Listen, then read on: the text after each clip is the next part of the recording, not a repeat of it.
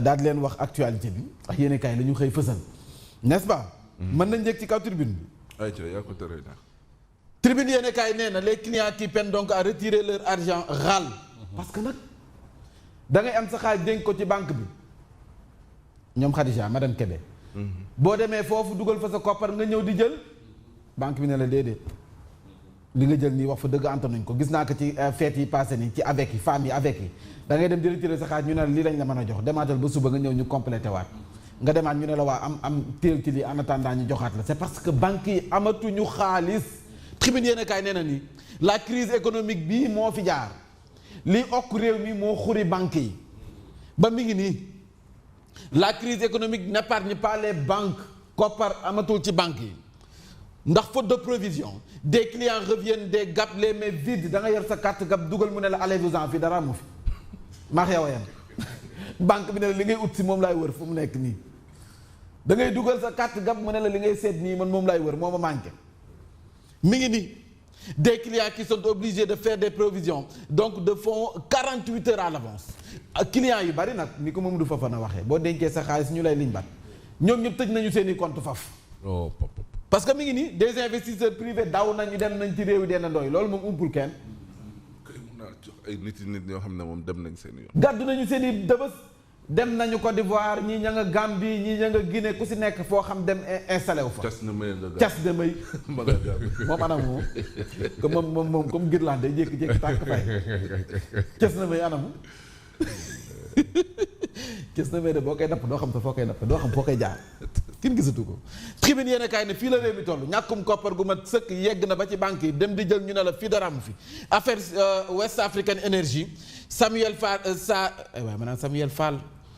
Samuel Ahmed Sarr nee na la chambre d'accusation casse le renvoi en correctionnel une victoire majeure de Samuel Sarr ak coow lu ci am Samuel Sarr xoolal ña ngi ko jeng yóbbu ko këram téye wóor na yàlla xanaa fu mu nekk woon nañ ko bàyyi nañu kat lañ ca doon wax lépp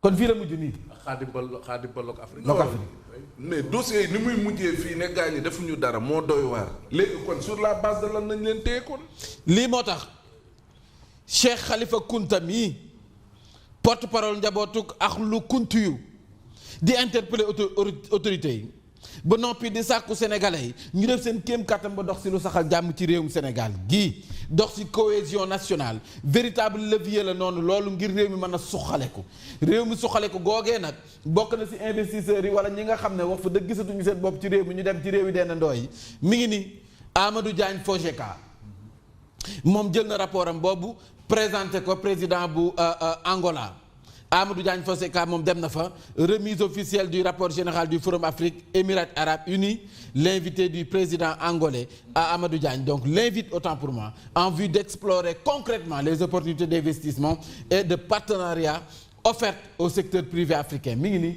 la ñu waxtaane woon ci Fojeka bi dëxëñ na lépp ci ay rapport pour proposition bi yooyu yëpp keroog dem na sa Mauritanie bii sa Angola la dem jox na ko président réew ma bu mbul bañee làmbaay nangu grève mi ngi nii dans le secteur de l'éducation le G7 déclenche un troisième plan d'action et appelle au boycott des évaluations dès aujourd'hui mu ngoog kon ñoom boycott la ñu woote jëm ci li nga xam ne moom moo di évaluation yi ñoom waa G7 fu mu nekk nii noonu la ñu taxawee yéenekaay bii di Walf daal dinay dikk laata boobu sax day jëm ci les échos tolluwaay réew mi jafe-jafe yi dette africaine le Sénégal s'enfonce de plus en plus le Sénégal seul pays dont la prime de risque souveraine demeure en zone de détresse kon leer na xanaa kon leer na. taux d'intérêt bi nga xam ne ni dañ ko doon fay. léegi comme dafay am ay risques. taux d'intérêt boobu dafay am taux d'intérêt complémentaire mën na gën a yokk. waaw léegi day tax gars yi gën a ragal. très bien. yéenekaay bi di l'enquête ñëw na ci la duguti gi ministre Sidiki Kaba. mi nga xam ne rendez-vous bi vendredi la mooy sorti livre am bi. la duguti gi nee na ci enquête wax na ci justice. événement meurtrier yi fi amoon traque des biens mal acquis duguti gi nee na Macky Sall ne sera jamais ñetti yoon never poursuivi lu leer la wax nee na never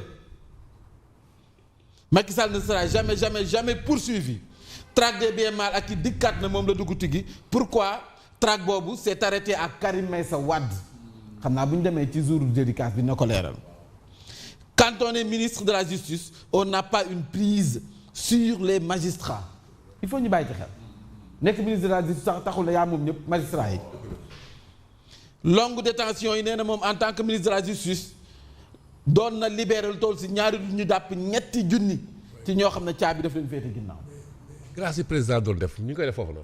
ñu ngi koy def mais man grâce bu mujj bi. 31 man est-ce que dégg man est-ce que siiw na. grâce boobu mujj siiw na bi mujj bi nii ñaata la grâce. ah loolu moom waroon nañ ko leeral de Dakar waa promulgation du décret donc modifiant le décret bu espèce jëm ci relatif au régime spécial applicable donc aux agents non fonctionnaires. waaw Diomaye entame la revalorisation du capital lu am solo la ñoom Baba Diagne am nañ ci ndam. waaw lu am solo la. li bokk na ci li syndicat yi doon kaas fan. bokk na ci waaw am na solo lool waaw. Chambre d'accusation bu cour d'appel bu Dakar réunie en audience sur l'affaire West African Energy le renvoi de Samuel donc annulé yéenekaay bi daat na ci dikk Vox Populi ñëw na ci verdict bu CAF bi nga xam ne ñu ngi koy xaar suba ci alxames ji. Fédération sénégalaise bu football Pape Thiaw Iso Sarr ak Iliman Ndiaye déglu nañu leen auditionné Elimane donc fédération bi nag dina ko jot na comparaître donc hier mardi 27 janvier devant le jury disciplinaire de la CAF. Maître donc Seydou Diagne moom c'est un bon avocat. un éminent juriste ouais moom vraiment moom xel mën na ci dal te am ci yaakaar moom. yàlla baax na yàlla buñ ci dara topp.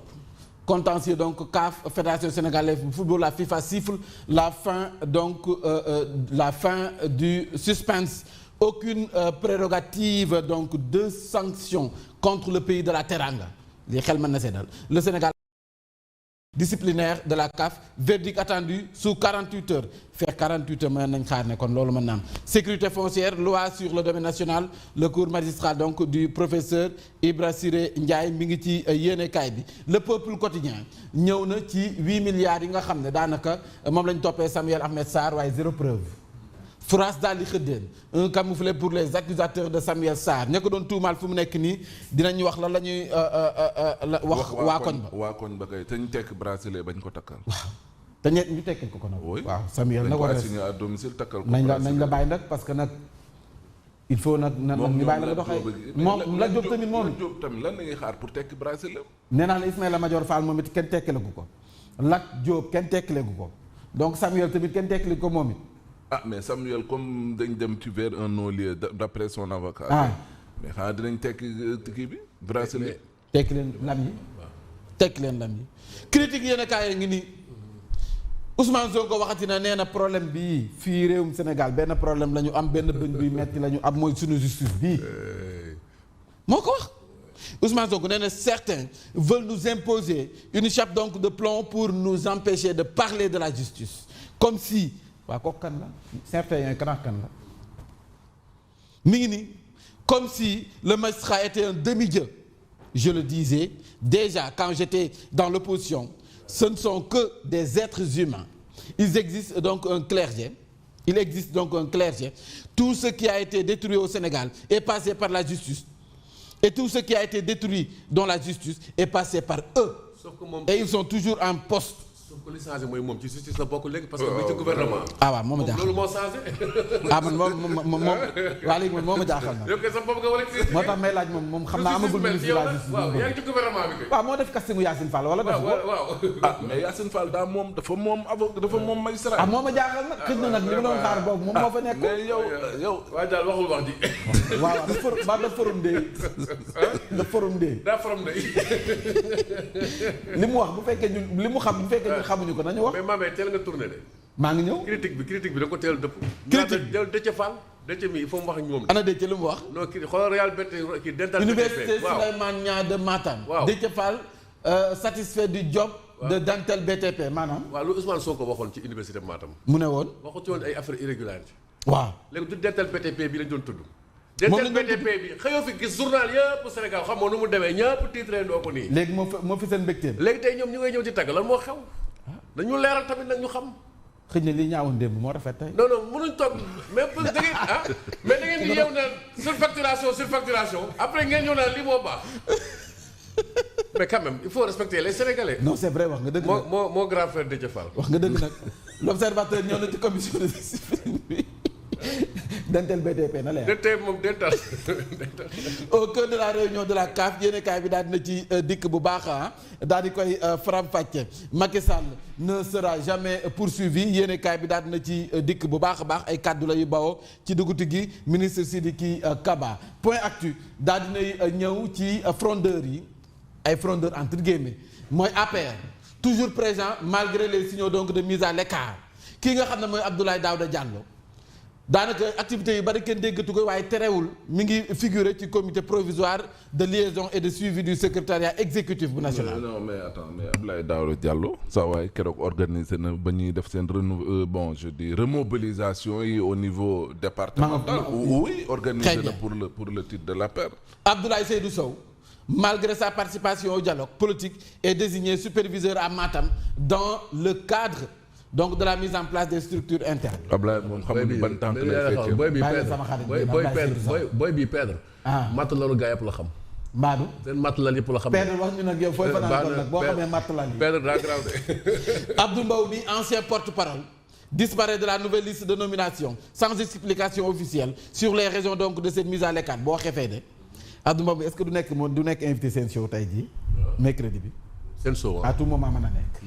mais Abdou Mbow il est toujours moom amul problème. non amul problème moom mi ngi porté combat bi ba léegi. oui Abdou Mbow amul plus problème présent à l'Assemblée nationale. waaw oui loolu rek doy na. Sonko déjà en campagne daanaka joxe na rendez-vous 7-8 février ca Guinguinéo moom Ousmane Sonko. ah nemmeeku tuur bi. waaw ne xam naa nemmeeku tuur bi la ne xam wala du loolu ñu ngi ci daal moom. en tout cas nee nañ daa Sonko en campagne mi ngi ci yéenekaay bi waa Grand Place dafa ñëw ci Mavamar Industrie lancé nañu ko méga raffinerie may félicité bu baax rek loolu daa bu député Souleymane Ndoye. waaw mi ngi ci. waaw moo nekk ci ginnaaw waaw bu Tëngéej. ñu ngi koy implanté sa Sendou. Sendou la waaw Tëngéej. am nañ possibilité 160 000 tonnes d'huile made in Sénégal pour briser la dépendance en tout cas wàllum industrialisation gis nañ démb kii di président Bassirou Diomaye Faye moo ko inauguré ànd ak l'honorable mi ngi nii. Souleymane sama xarit la woon. Souleymane Ndoye sama xarit la woon. mais bonne initiative c'est bon. waaw industrialisation bi bii xanaa Mamadou Fofana. il faut réindustrialiser le Sénégal. wala yaa ngi fi gisee gën di xool. Mamadou Fofana xanaa bii doo ci kaas bii doo ci kaas. man lu jëm ci loxoy sénégalais kay awma ci problème. man kay li may bañ rek mooy yëf yi jéggaani. di dem ci tubaab yi ñoom seen. mi ngi ni zone industrielle la Bargny Sendou plus de 83 milliards de francs CFA investis par le privé. donc lu baax la man dañu ko encouragé président Diomaye nag daf mel ni def na ko yëfi boppam ki moo na ko def na ko réalisation boppam. 24 000 emplois. mais c'est la première fois qu'une société privée construit donc une zone industrielle dans notre pays 256 hectares la 400 à 450 industries entre 22 000 et 24 000 emplois qualifiés et non qualifiés waaw mais loolu c'est waaw Modou Fall moom lan lay wax moom. ana Modou Fall. Pape Modou Fall directeur emploi waaw ouvre une nouvelle page politique. moom fu mu bokk. moom fee la bokkoon non du mouvance présidentielle bi PS la bokkoon benno. fa la bokkoon. waaw. léegi lan la bëgg. moom rek lewul moom mooy nga ne lan moom lu mu jiite moom. Modou Fall lu mu jiite moom. directeur xaw ma lan emploi. affaire emploi daa bëgg a ñëwaat waaw ci affaire emploi bon c'est un sujet brillant. sunu étoile bi nga xam ne wax fa dëgg neex yàlla moom la ñu ñàkk def naa. ndeysaan.